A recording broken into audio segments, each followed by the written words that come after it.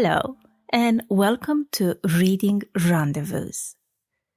This is the book club where we take our time reading, where there is no pressure to have the right opinion or sound like an expert, and where it's completely fine to just sit with the book for a bit after you finished it. So, today's book is Dracula. Before we get into feelings and thoughts, here's the simplest version of what this book is about. Dracula starts with Jonathan Harker, a young English solicitor, traveling to Transylvania for work. He's been sent to help a nobleman, Count Dracula, with buying property in England. At first, it's just strange. The journey is long, the locals act uneasy, and everything feels far from home. But Jonathan keeps trying to be reasonable about it. He keeps telling himself it's just culture shock, or nerves, or the stress of travel. Then he gets to the castle, and little things start feeling wrong. Doors are locked, he's isolated, he can't fully relax, and slowly he realizes he's not really a guest. After that, the story shifts to England and we see the effects of Dracula's presence spreading. A young woman named Lucy becomes ill in a way no one can explain. Doctors get involved, people try everything they can, and it still keeps getting worse. From there, it becomes a story about a small group of people trying to understand what's happening, collecting information like evidence, and trying to stop something they don't fully understand yet. That's Dracula in plain terms. Okay, with that said, I went into Dracula expecting something over the top dramatic with fangs and big gothic moments. But instead, it was quite far from that, and that was the biggest surprise for me. Don't get me wrong, there is still plenty of fangs and goth, but that is just a small portion. I actually found that the book doesn't really rush into the events, not in the beginning and not later either. It doesn't try to scare you straight away. It just starts laying things out. Letters, journals, diary entries, dates, times, everything feels very deliberate in a way. To me, it didn't feel like a story being told, but more like something being documented. And I think that changes how you read this book. Because maybe apart from Van Helsing, no one in the book ever fully understands what's happening. Everyone seems to only have a part of the picture, and they're always a step behind the truth. This constant almost understanding is where the tension really comes from. With every page, I waited for someone in the group to just jump up and just say it. It's a vampire. But they don't. There's another layer to this book for me that I didn't expect to think about as much as I did. You see, I'm Romanian, and I lived my childhood there before moving to England. And one interesting point is when you grow up in Romania, Dracula isn't really your monster. I would say he's the world's monster. The monster I heard of when I moved to England or when I started watching films. I literally cannot remember watching a single Dracula movie when I was living there. Dracula belongs more to films, Halloween decorations, and nowadays, quite a lot of tourism around Bran Castle, which is marketed as Dracula's castle, even though the connection is more tourism than history. Yes, people often say Dracula is based on Vlad Tepes, also known as Vlad the Impaler. He was a real Wallachian ruler with a brutal reputation, most notoriously known for executing his enemies by impalement. But that's where the connection mostly ends. The vampire we know isn't Vlad Tepes reborn. We don't really have a fear of this particular ruler. I mean, he's one in a very long list of cruel rulers in Romania's long history. Dracula is just seen as fiction. The feared monster we actually grow up with is the strigoi. And a strigoi is very different than the Dracula we are used to nowadays. A strigoi is not charming, it's not dramatic, it's not romantic. It's something pulled straight out from horror. It's tied to folklore, superstition, and the idea that the dead don't always stay where they're supposed to. And it's definitely not a rich ex-country leader with a fancy mansion and vampire ladies to keep him company for centuries. As a kid, the fear you have of strigoi feels closer to actual real life than just fiction. So I'll be honest, going into this book, I was slightly cautious. I've seen this Romanian figure that people link to Dracula turn into a gothic cartoon so many times that I expected this to feel exaggerated or even careless. But instead, there were times while reading where I actually smiled. And it was because of the details, such as the food being named properly, or the way people are addressed with surname first, and the way travel feels slow and tiring, not magical at all. That sense of distance and how isolated places feel once you're far from the cities, they felt quite familiar to me, even real, I must say. Even the castle, which is obviously dramatic, didn't bother me the way I thought it might, and that was because of how every detail just made sense. The remoteness, the landscape, it all makes sense. And if you've spent time in the mountains, or if you've visited that part of Romania, then the feeling you get when you read those passages don't seem exaggerated at all. And if you've ever been to Bran Castle, you'll understand why.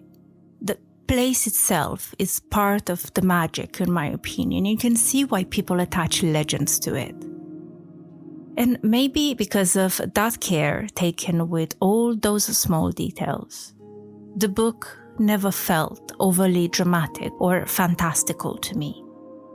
Dracula himself, obviously, it's not real, but the world Bram Stoker created around him felt real.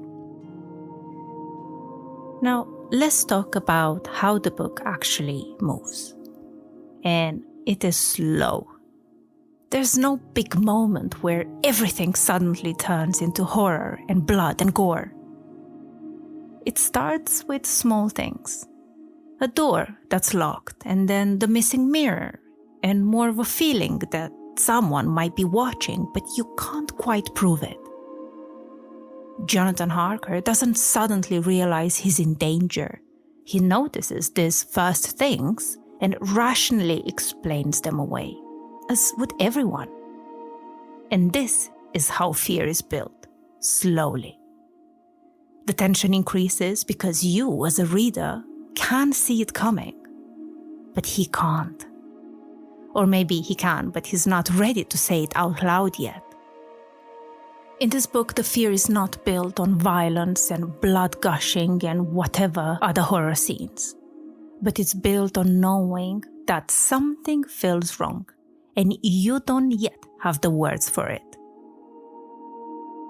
Okay, from here, I'm going to talk a bit more directly about Lucy and what happens to her. So consider this your gentle spoiler warning. One of the saddest parts of the book, to me, was Lucy's death. From the get-go, her sudden illness and fast decline didn't feel dramatic or supernatural. It felt like watching someone get sick while everyone around them is trying to help and not understanding why nothing is working. Even with doctors and treatments, she is still getting worse. And each time a small glimpse of hope appears, that she might make it, that all that garlic that Van Helsing is putting on her might just work, that hope goes away the very next night. And there is something very real about that, specifically about the fact that once you read more and more into her story, you realize it might not be a happy ending. I feel like this is definitely a chapter when Dracula's full power of control is made more visible. To me, Lucy's demise was more impactful because she just felt like an innocent bystander, like she just simply picked the short straw. I don't know if I fully understood why she was picked as a victim and whether it was her connection with Mina, who was Jonathan's fiancée, or if it was just purely random. I do get Mina's storyline and why Dracula wanted to transform her, but I don't fully understand Lucy's. It made me truly sad. Now, Mina, well, she really stood out to me. Mina, if you ask me, is the real leader here. She's the one holding everything together in this quest they are undertaking. She reads everything, organizes everything, connects details that other people miss. I always felt that without her, nothing really moves forward. And I feel like the way her story is written, that Dracula maybe recognized that and targeted her. He recognized her exceptional abilities as a leader and maybe just wanted to put an end to that. Or bring her to his side. I just didn't read Mina's story as her being a damsel in distress. Or maybe I'm reading too much into it. Bottom line, Mina was one of my favorite characters in this book. Going back to how the book flows, there is one point in the book which somehow made me want more. And that was the final battle scene, when they defeat Dracula and Mina is saved. I don't know why, but in that scene in particular, I expected a shift to a more supernatural fight. Maybe something grander. Maybe Dracula doing something spectacular, or his carriers having some sort of powers as well to defend him. Also, and this is just my opinion, but I feel like Quincy's heroic death wasn't necessary for the impact. Yes, he's one of the main characters, but he wasn't connected with some of the stronger ones, like Jonathan with Mina or Arthur with Lucy. I think even Van Helsing's demise in that fight would have made more sense. But I did like the happy ending after the fight. It brought the whole book together, and it might just be me, but I like the feeling that everything was resolved at the end. Now, I have a ritual after I finish a book, never really before I start one though. And that is to look around the web to see what people say about it.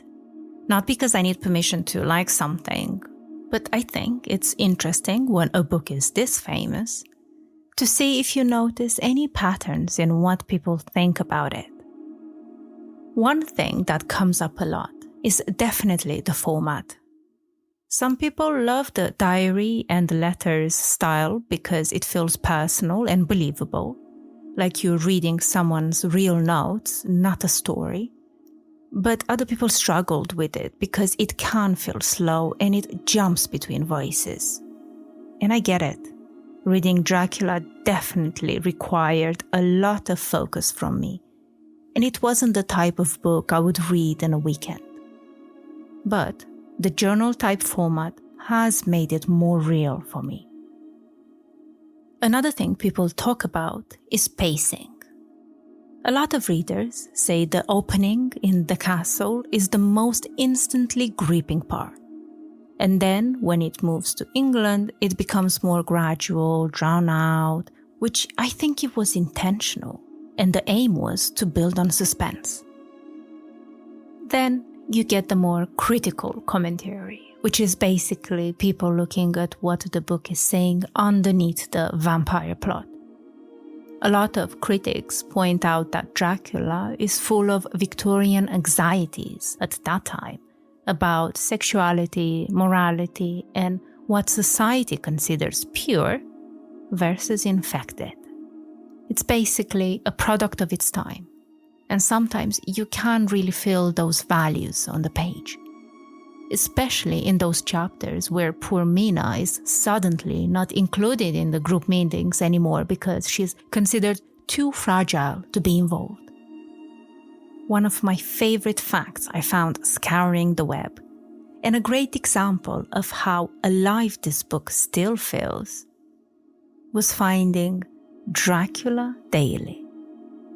What is this, you might wonder? Well, it's basically an email newsletter that sends you the book in real time on the dates that entries happened in the story. And it became a massive internet book club. That to me says everything. This is a 19th century book and people still get emotionally invested in it like it's happening now.